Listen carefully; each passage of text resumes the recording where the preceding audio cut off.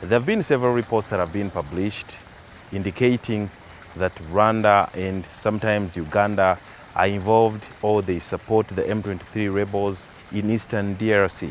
But there is also a current report that shows that Rwanda has been involved in mining within the mineral-rich region of DR Congo. And this was the response from President Paul Kagame.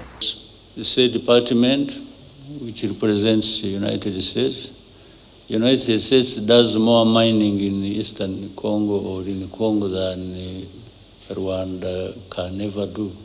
Not even 100. So why they would be talking about that and not about themselves, I don't even understand.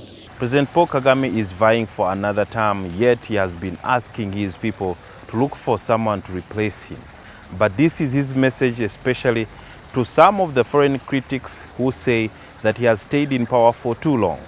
But if you could only bear with us and it becomes our problem, internal problem which we have to resolve, maybe we shall find a solution sooner than later. But when from outside, where you have your own problems to deal with, of your own, in your own countries, I guess there is nobody who doesn't have a country here.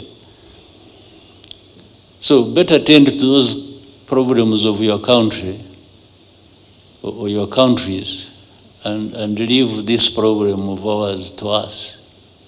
We shall resolve it one way or the other. And whatever happens, whether there will be better people than me, even and that's a big possibility, or those who will come and try to run down what we have been building over the years, there is nothing we can do about it. Especially there is nothing you from outside can do about it.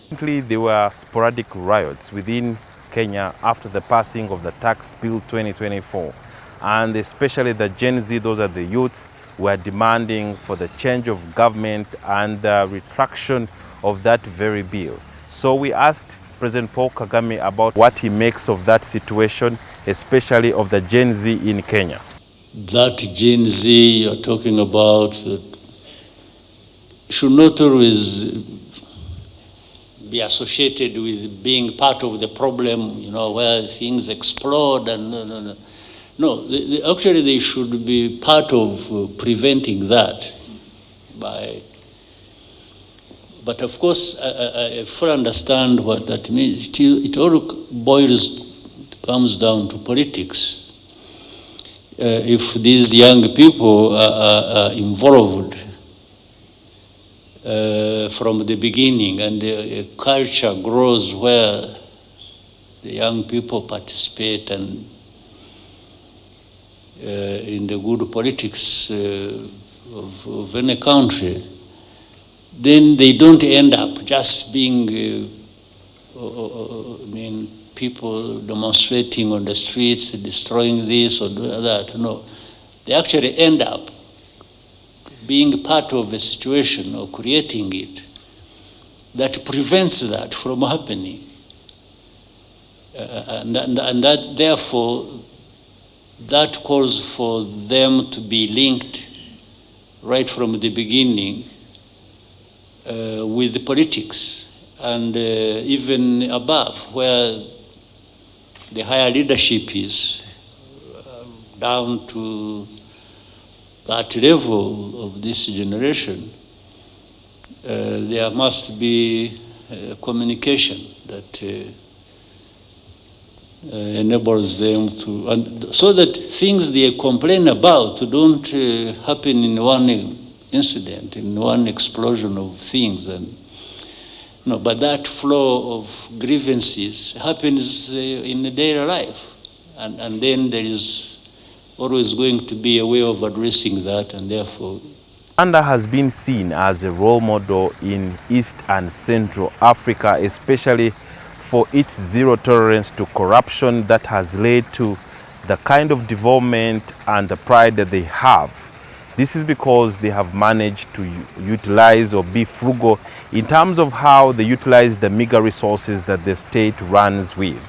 President Paul Kagame explains why this has been possible. I think we have made progress because we have concentrated on the real issues that matter to people, and that is the people themselves.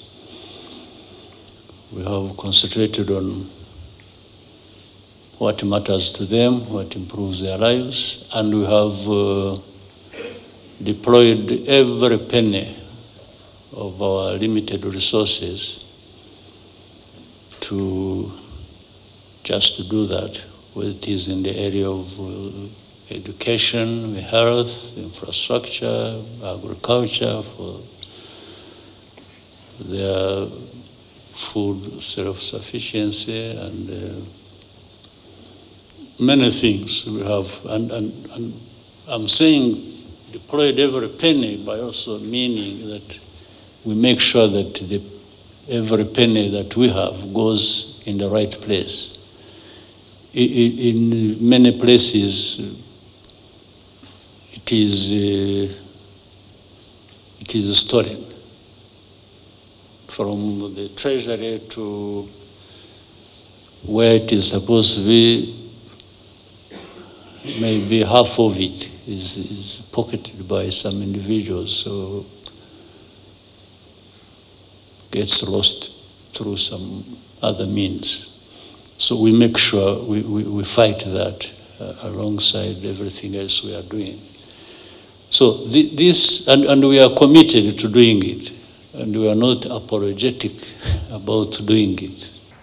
The election observers have been going around and mapping where they are going to be conducting their observation, and they were reminded that they should be at the polling stations, that is before 7 o'clock when the voting starts.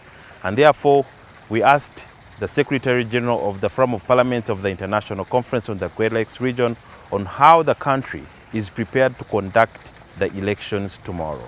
Generally, the campaigns here have been quite peaceful. There has not been any incident, and the candidates have been conducting their rallies very well. Even when we move within town, definitely you see those people are going on with their daily activities. Those who are attending rallies are attending, and those who are attending to other political activities are attending. Right now, the preparation is for the voting, and our deployment teams have gone to the different areas where the polling will be held. We have got quite a number of teams that are spread within the country, and they have informed us that the preparations are going on. The polling stations are being prepared, and by tomorrow definitely the materials will be there, and we believe that the voting will go on as planned. Sudhir Byaruhanga, NTV, Kigali.